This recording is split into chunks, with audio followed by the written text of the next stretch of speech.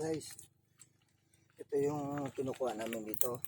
Tapos ito yung mga kinukuha namin dito. Ito yung tawag na bugatan. Ganito lang guys.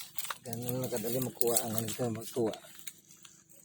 Ano, gamit ka lang ng kutsara o kaya tinidor. Tapos kakayurin mo lang yung buhangin. Yung putik. Tutunog yun pagka sakaling meron kang mabubundulan itong mababangga na pagkinason o itong tawag nito bugatan, tutunog ito sa dinadala mong kutsara. Ganito lang kadali mga dito lang spot, malinis tong spot na to guys kasi walang bahay to. Walang bahay dito. Lahat hanggang doon sa dulo malawak yan, puro bakawan lahat to. Kaya dito kami nangunguha kasi hindi masyadong mainit.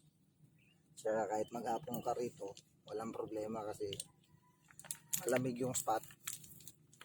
O kakaumpisa pa lang namin guys, ito yung kuha namin oh. Ito na yan.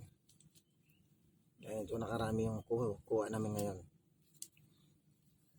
Si Mrs. meron din namang kuha to.